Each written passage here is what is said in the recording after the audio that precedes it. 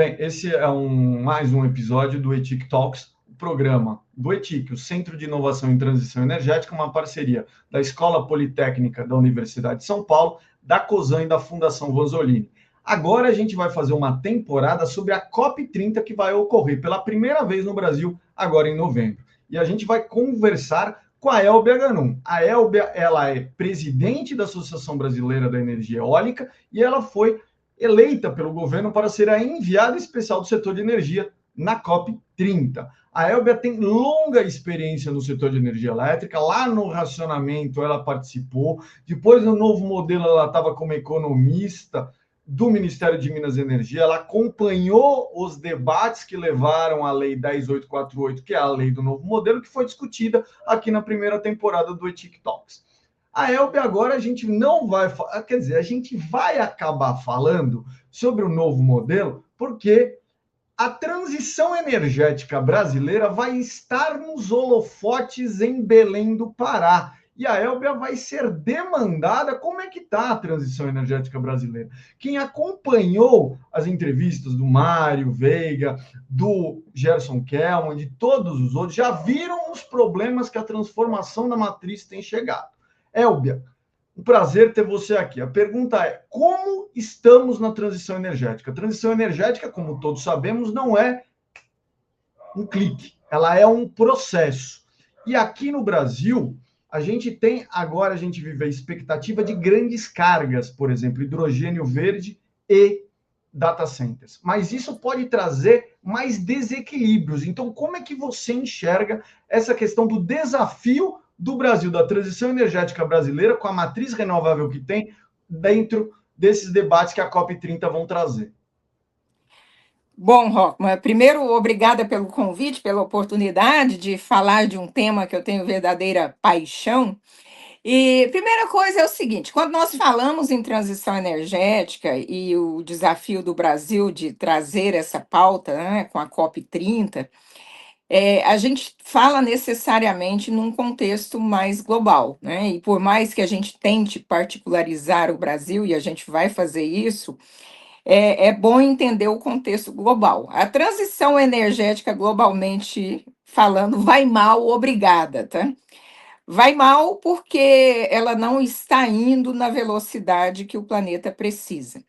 Se o mundo estivesse cumprindo as metas que acordaram ali, né? O mundo, eu digo, os países que compõem ali o Acordo de Paris, e hoje a gente está falando de mais de 190 países que estão na agenda do clima e que participam das várias COPs, e desde Paris, principalmente, quando ali foi assinado o acordo e o comprometimento de se fazer a transição energética e se manter o aquecimento do planeta até 2 graus Celsius. E depois os estudos do painel do clima demonstraram que 2 graus era muito, que tinha que ser 1,5, né? E a partir de então, em Glasgow foi em 2022, foi a COP 26, né? Se acordou que a gente perseguiria esse 1,5. E quando você olha para as NDCs que o mundo entregou, e agora é tempo de renovar as NDCs, né? A cada 5 anos há uma renovação, e coincidiu que a COP30 é a COP da renovação da NDCs, aquilo que está sendo entregue hoje, em termos de NDCs, está nos levando a 3,5 de aquecimento. Então, é muito grave o que está acontecendo. Lembrando só que o NDC são os compromissos formais que cada um dos países fazem periodicamente para reduzir essas emissões, para ficar naquele limite que a Elbia falou do Acordo de Paris de 2015, para limitar o 1,5. A Elbia está falando o seguinte: as NDCs que foram enviadas, elas colocam a trajetória do mundo 2 vezes pior daquilo que foi previsto em 2015. Chega a 2 vezes. Quando Paris, né, quando aconteceu o acordo ali em Paris e que se criou esse conceito de NDC, que é a contribuição nacionalmente determinada, os países são obrigados a entregarem uma contribuição, todos eles que assinaram o acordo. Mas esses países, cada um deles tem seu esforço particular. Então, cada país, dentro do seu esforço particular, vai dizer o que ele vai fazer em termos de redução de emissões. E a cada renovação, então 2020 teve uma renovação e agora 2025 que está culminando com a renovação da NDC aqui no Brasil. E eu estou chegando agora da Climate Week, que terminou sexta-feira em Nova York. Ali foi um ambiente interessante para a gente discutir isso, porque houve a Assembleia Geral da ONU e o tema sempre também, a discussão do clima acontece. E o que a gente percebe é que as entregas desse esforço dos países não está condizente com aquilo que o planeta precisa. E isso é uma indicação de que a redução das emissões, que não se deve só à energia, mas que tem um potencial muito grande de energia, não está caminhando na trajetória adequada, o que me leva a afirmar, né, que a transição energética, globalmente falando, não está cumprindo o seu papel. Porque uma coisa é reduzir as emissões, e a gente está falando de reduzir a emissão de CO2 equivalente. Outra coisa é fazer a transição energética. Ocorre que o uso da energia responde por 85% da emissão equivalente global. Significa que, se nós fizermos uma transição energética eficiente, nós estamos resolvendo 85% do grande problema da humanidade, que é o problema do aquecimento global. Por isso, energia é um tema de tanta relevância e por isso a gente fala de transição energética. Então, o mundo vai mal nessa cartilha, tá? Agora você me pergunta, e o Brasil? Como o Brasil vai na transição energética? Antes de perguntar o Brasil, uma das coisas que a gente vai ter na COP30, que você vai estar lá em Belém, é a ausência dos Estados Unidos e a política do Donald Trump em relação ao clima. Lembrando que você está no setor eólico há quase 15 anos. E o Trump fez algumas medidas relevantes sobre o setor eólico nos Estados Unidos, tanto no onshore quanto nas offshores, e com um discurso de, opa, calma aí, as variáveis estão criando vários problemas para o setor elétrico americano. Então eu queria que você, a transição vai mal e a gente tem o discurso da maior economia do mundo nesse sentido e os Estados Unidos regredindo em relação à posição assumida em 2015 no Acordo de Paris. Eu queria que você comentasse isso, porque isso tem a ver com o setor eólico e com a posição de um dos maiores emissores de gases de efeito estufa. Olha, a transição energética, a trajetória dela vai mal, independente do Trump. Está indo mal já pelas contas que se faz. Quando você traz o Trump para o cenário, aí é que ela vai mal mesmo, tá?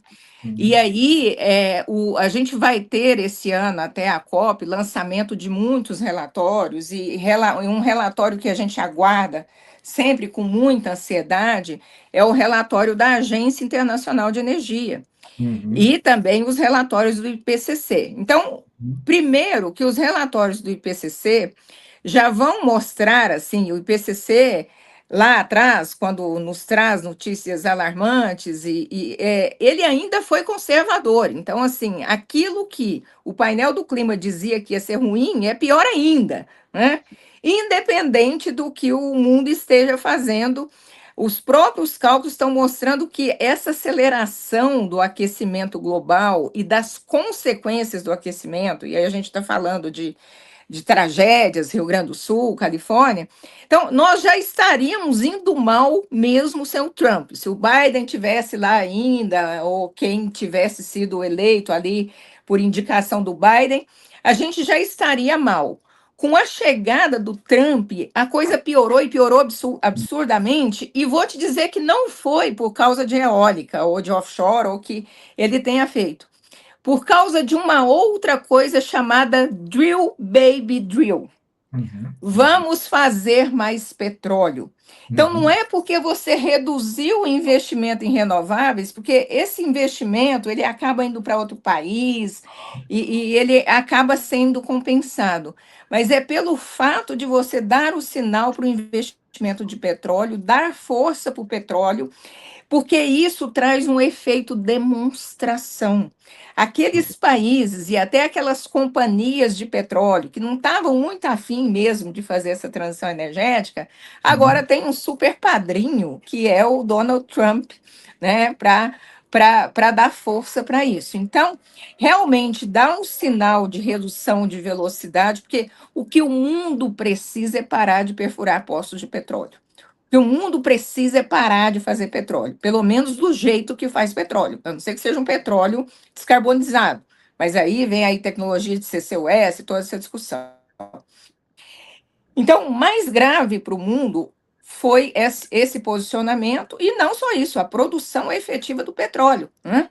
Então, houve uma reversão nessa transição energética pelo fato das companhias, e muito ali fundamentada com o Trump, que é um grande produtor de petróleo, de continuar fazendo petróleo. Ainda tem as declarações dele contra as renováveis. Na semana passada, o discurso dele foi um delírio, completamente uma maluquice. Ainda bem que ninguém acredita no que ele fala, acho que nem ele. Que ele falando que energia eólica é piada e que o carvão é lindo e que as pessoas têm que gostar do carvão. Esse cara está delirando, onde ele está, né? Então, assim, nesse aspecto é péssimo, tá? Mas, assim, o que ele fala é tão absurdo que as pessoas não vão acreditar nisso. Mas do lado do petróleo, o petróleo sim ganha força, não pelo que ele fala, mas pelo que ele faz. De fato, ele está reacendendo essa indústria lá. Não vem para a COP, ou se vem, não vem com força, mas a gente tem que entender que os Estados Unidos, eles são estados independentes, né? Os Estados Unidos da América. E nós temos muitos estados nos Estados Unidos, principalmente no oeste dos Estados Unidos, e aí a Califórnia, são países que já transformaram a transição energética num negócio e num bom negócio.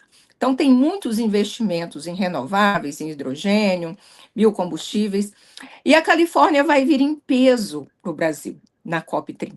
E o estado da Califórnia, ele é cerca de 18% do PIB americano.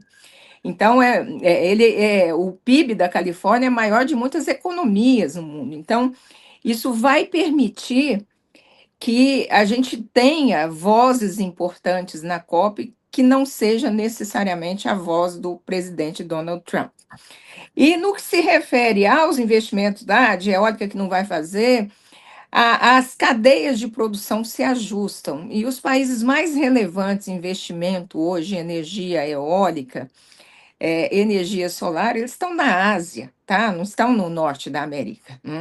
Tem na Europa, tem na Ásia e tem na América Latina, o Brasil. O Brasil é um dos 3 maiores atrativos de investimento em renováveis, com a saída dos Estados Unidos é o segundo. Então, eu não vejo, assim, do ponto de vista de investimento em renováveis, um grande problema, e eu acho que é até vantajoso, eu já declarei isso em outras entrevistas, que quando os Estados Unidos recuam o sinal para o investimento em renovável, esse capital vai buscar abrigo em outro lugar, e o Brasil é um candidato a receber esse capital. Então, é isso. Bom, agora voltando na transição energética brasileira. Existe um aspecto muito interessante de Brasil na transição energética, porque você falou como está o Brasil na transição energética. Fizemos a Como lição de casa, né? Nós temos um quadro bem diferente do resto, né? acontece que o Brasil não fez uma transição energética. O Uhum. Brasil encontrou, ao longo da sua história de investimentos em energia, principalmente no que se refere ao setor elétrico. Então, não é energético, é elétrico. No que se refere ao setor elétrico, ao longo da sua história de investimentos, ele encontrou pela frente uma transição energética. Ele não a fez, tá? Em nenhum momento o Brasil parou para dizer vou fazer transição energética, até porque esse vocabulário nem existia. Ele passou a existir mais entre nós, mortais, a partir de 2015. O que o Uhum. Brasil estava fazendo e sempre fez? Investimento em energia. Agora, ele Uhum. investe em energia com os seus melhores recursos. Seus melhores recursos, por acaso, são renováveis. São hidrelétricas, agora são eólicas, são solares, são biomassa. Então, o Brasil se encontrou, ao longo da sua trajetória de investimento em energia, uma transição energética.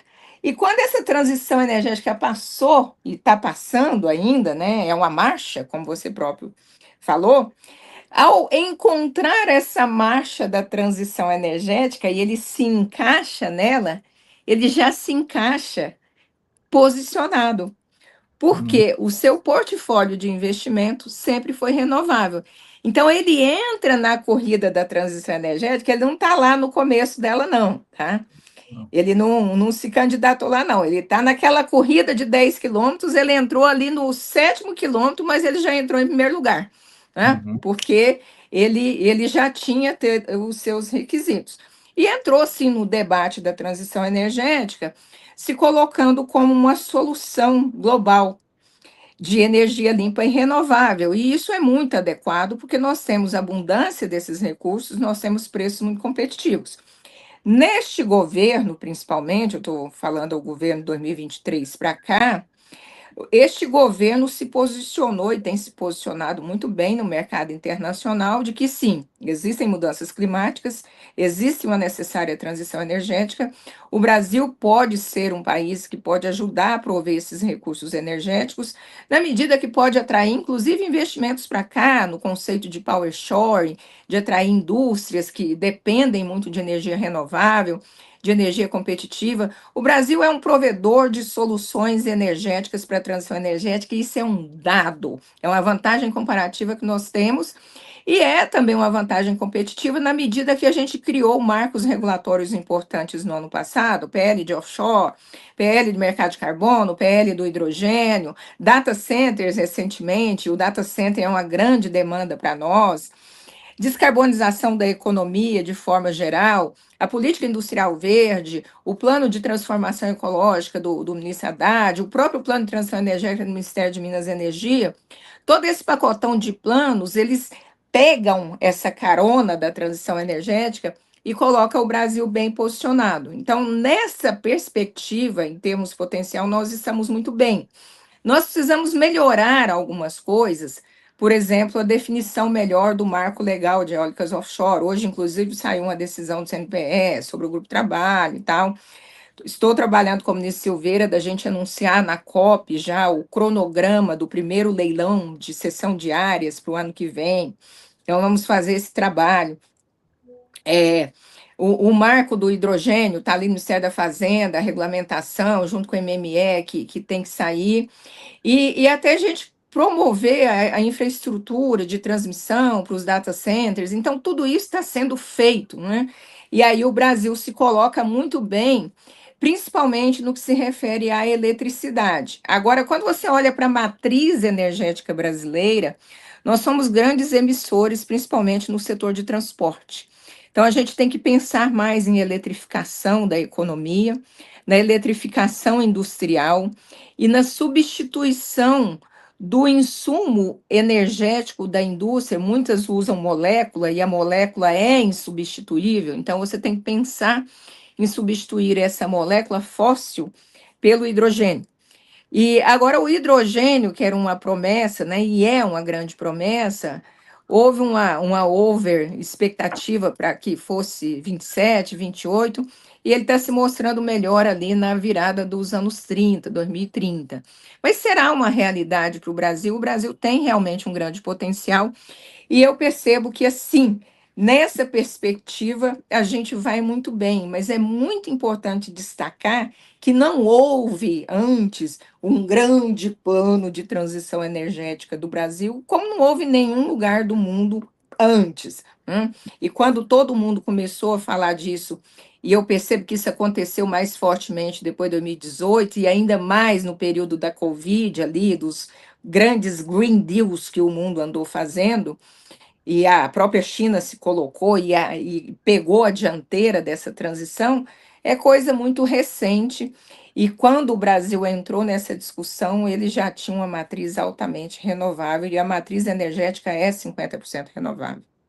Agora, só para colocar algumas coisas para quem está acompanhando o Ethic Talks e como a gente está ligado a uma universidade, a Universidade de São Paulo, duas coisas. A Elbia falou que a Califórnia vem para o Brasil e quem ouviu as entrevistas do Alexandre Street e do Edivaldo Santana viu os dois exemplos que eles dão. Não é apenas a Califórnia, que é democrata. O Texas, que é republicano, também passou por uma revolução com avanço de fontes variáveis na matriz e com o uso de bateria, ambos os estados, republicano e democrata, usando sistemas de preço aderentes à realidade da operação, o que levou os dois estados a serem impulsionadores dos sistemas de armazenamento no mundo. Tá? Isso é um detalhe importante. A Elbel falou, perfeito. Né? A gente teve uma discussão com o Eric Rego sobre sistema de preço. O que o Brasil quer? É mercado ou socializar os prejuízos, como a gente tem feito nos últimos tempos? Como a gente viu ao longo das entrevistas da primeira temporada, o modelo de 2004 foi concebido quando havíamos um modelo, uma matriz hidrotérmica. Hoje, não. A GD tem 43 GB. A gente não tinha geração descentralizada lá. Por isso que a EBA está falando, opa, esse marco regulatório precisa ser modificado. Outro ponto que ela trouxe é essa questão de como a gente ganhou uma transição energética, na verdade. O Proálcool lá de 1975, ele foi criado dentro daquele contexto da primeira crise do petróleo. Se você for buscar a entrevista que a gente fez com o Davi Zilberstein, ele vai tratar disso e de outro ponto, que a Elbia também coloca. O Brasil, na sua matriz energética, que contabiliza combustíveis, ele é grande emissor na área de transportes por conta dos caminhões que transportam 80% dos bens no país. Agora, Elbia, dentro dessa transição energética brasileira, a gente tem um outro ponto. A gente tem um ponto muito importante, que é a questão de que você, no Brasil, tem alguns desequilíbrios por conta desse avanço grande das variáveis. Então, eu não sei quem escreveu no LinkedIn, acho que o Maurício Tolmasquim, que foi secretário executivo do Ministério de Minas e Energia, foi presidente da EPE por vários anos. Ele falou assim, a gente tem sobra de energia na hora do almoço, mas na hora da janta está faltando energia, estão cortando energia. Então, a gente está num aparente contrassenso. Hoje, a Fabiola Sena, da F7, consultoria que você conhece bem, ela lançou os dados sobre curtailment, corte de geração renovável. Quem está acompanhando a primeira temporada sabe bem o que é isso. Tem gente cortando 30%, 40%. Quem corta a energia, só para entender, você tem um impacto direto no teu caixa. Então, me fala uma coisa, como é que está? O curtailment não é um problema brasileiro, é um problema mundial. E aí? Como resolver? Rockman, eu achei genial esse slide do Thomas Kim, cara, que reflete muito o que a gente está vivendo, né? Abundância no almoço e escassez no jantar. Genial essa figura de coisa que ele fez, achei muito boa. Não, eu vou usar toda hora, né? E reflete muito bem pelo seguinte, porque nós estamos falando dos avanços das variáveis, e nós sabemos, das variáveis a gente fala energia variável, né? E aí, tanto eólica quanto solar. Uma coisa é você ter o avanço das energias renováveis em grande porte, que é o sistema de GC, geração concentrada, em que é muito adequado ao sistema brasileiro. Vamos lembrar que o Brasil optou por um sistema interligado nacional para otimizar produção, otimizar custo e otimizar segurança do sistema. Ele é, por definição, interligado. Nós decidimos isso há 100 anos e vai muito bem. Acontece que os Estados Unidos não tem isso. Os Estados Unidos não têm esse trunfo que o Brasil tem, por exemplo. Então, quando a gente fala que o mundo todo passa por curtailment, veja bem, é diferente, né? Porque nós não temos, o mundo não tem um sim como o nosso, e não é ruim, é maravilhoso, a gente só tem que assumi-lo, tá? E dizer, nós optamos por isso e nós vamos mantê-lo assim, né? Só que houve um erro no regulatório ao longo do caminho, talvez muito mais por excesso de subsídio, porque a geração distribuída ela é bem-vinda, mas ela tem que ser bem-vinda desde que um certo controle, desde que você prepare o sistema para recebê-la. Como fala muito bem o diretor do ONS de Operação Cristiano, a geração distribuída ela é não observável e não controlável. Só Poxa, lembrando como é que que. a gente entrevistou o Alexandre Zucarato e o Alexandre Zucarato aqui explica Sim. como é operar o avião sem saber direito como ele está indo, porque ele não tem controle sobre essa GD. Exatamente. E aí, quando você tem essa situação numa proporção que já está chegando a 25% da potência instalada do país. Então, olha ao que ponto a gente está chegando. E num sistema que nós optamos por ser interligado, e nós não vamos abrir mão dele, tá? Não faz sentido, né? A gente sabe o tanto que os Estados Unidos sofrem por não ter um sistema interligado. Quando cai um sistema, né? Canadá, toda aquela discussão que a gente já sabe. Então, assim, o que a gente precisa é adequar, tá? E nós não estamos num beco sem saída, tá? Muito pelo contrário, a gente sabe qual é a saída. A gente precisa encará-la, tá? E aí, como é que você vai fazer? A gente traz exemplos de fora, você mencionou o Texas. No ano passado, em dezembro, eu tive a felicidade de visitar os Estados Unidos, ainda sob o convite do Biden, né? Um convite do presidente Biden, e fui ao Texas também e vi tudo ali. A transição energética se tornou um negócio para certos estados nos Estados Unidos e ninguém vai atrapalhar um bom negócio, tá? O Trump pode fazer o que ele quiser. Então, esse é um exemplo, Texas e Califórnia. Agora, no nosso caso, quando a gente fala de curtailment, o dado médio da Fabiola, ele está correto, em torno de 40% de curtailment, só que é o seguinte, eu posso apostar com você que agora, meio-dia, grande parte dos projetos solares e eólicos estão com 80% de curtailment, tá? Meio-dia. Aí, na média, né, dá esse número. Então, esse curtailment, ele está localizado no período das 10 às 16 horas.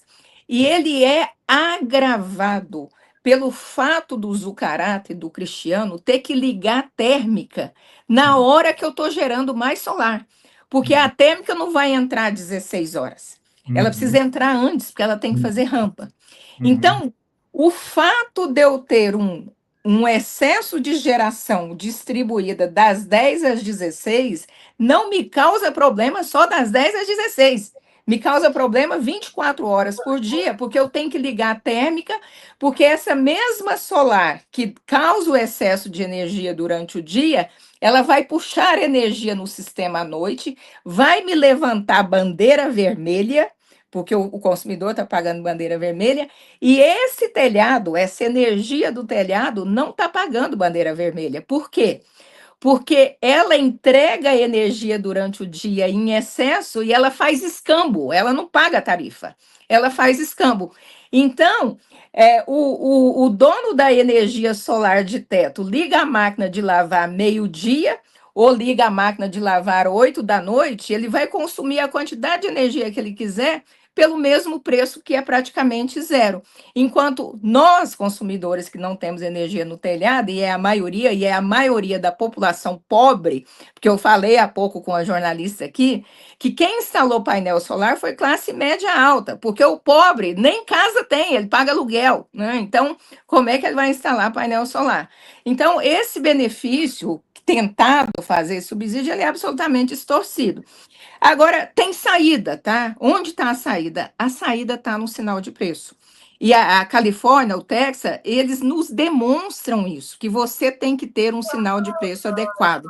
Você tem que ter tarifas modulares, porque, ao contrário do que muitos afirmam, nós não temos excesso de geração de energia no país. Nós não estamos com uma sobreoferta estrutural assim. Porque se a gente tivesse uma sobreoferta tão estrutural assim, a gente não estaria com bandeira vermelha agora, tá?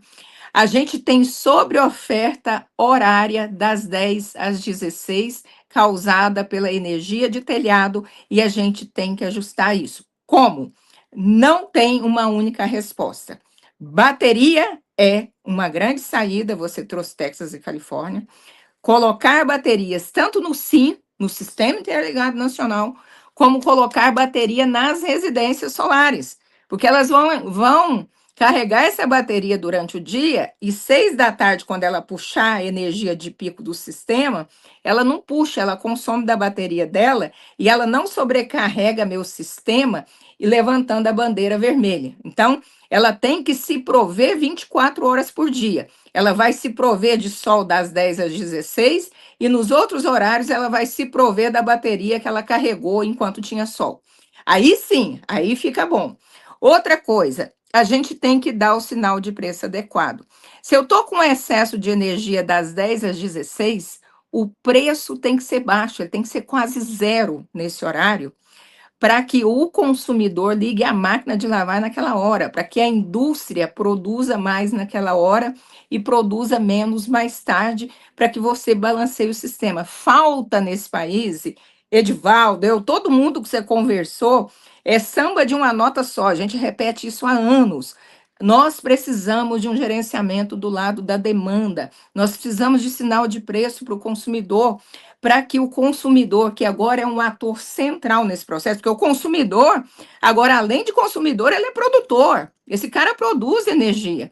Ele precisa ter o sinal de preço adequado para saber a hora que ele vai consumir mais ou a hora que ele vai consumir menos. E aí você gerencia melhor o sistema. Não está difícil, Rockman, de fazer. Lembrando que a gente teve uma entrevista com o Alexandre Street que ele explica esse sinal de preço. E a gente tem um dado novo, quando a primeira temporada foi gravada, o Google acabou de fazer um acordo de flexibilidade para data centers, mostrando como essa questão de gestão da demanda é importante. Desculpa pelo meu borzoi que está fazendo uma confusão, porque ele abriu aqui o cerco aqui contra ele. Mas é isso, gestão da demanda e sinal de preço ficam ainda mais importantes. E esses acordos que os grandes big techs estão fazendo mostram o reforço de gestão da demanda e flexibilidade, porque esses data centers, eles não têm uma demanda 24, 7 dias. Então, eles razão pela qual a Meta, que é a empresa do Zuckerberg, acabou de abrir uma comercializadora de energia elétrica nos Estados Unidos. O jogo está mudando. Sinal de preço na Europa, dia 30 de setembro, granularidade de 15 minutos. Esse é o jogo, não é? Esse é o jogo, essa é a saída. A saída técnica existe. Tá. É o que a gente vai ter que fazer. O projeto Meta está aí, vamos ver o que vai sair, né, Elber? Você queria fazer uma consideração? Você está com o tempo apertado, já me falaram que tua agenda está apertada. Você quer fazer uma consideração final para mesclar todos esses pontos aí? Eu acho que quando a gente fala de COP30, de clima, transição energética, como você falou, a gente não resiste e começa a ficar falando dos nossos problemas do setor elétrico, não? Não tem jeito, é da vida. Mas, assim, vamos olhar o problema de forma mais ampla. O Brasil está sediando a COP30. É maravilhoso que seja o Brasil, que seja sediando o Brasil, a COP30 este ano, porque nós estamos numa geopolítica muito complicada. O Brasil é um país extremamente habilidoso, na diplomacia. Nós temos uma grande necessidade de recuperar o multilateralismo, de apaziguar as discussões, de trazer um papel relevante do Sul global nas discussões, e nós somos craques nisso, tá? Nós fizemos bem o G20, fizemos bem ali a presidência G20 dos BRICS, nós temos as melhores pessoas hoje, e o nosso presidente André Corrêa do Lago, junto com a diretora Ana Toni, para coordenar esse processo. Então, nós estamos indo para a COP30 e o discurso do presidente Lula na semana passada na ONU foi impecável, tá? É muito na questão da soberania, mas chamando os países à responsabilidade do clima.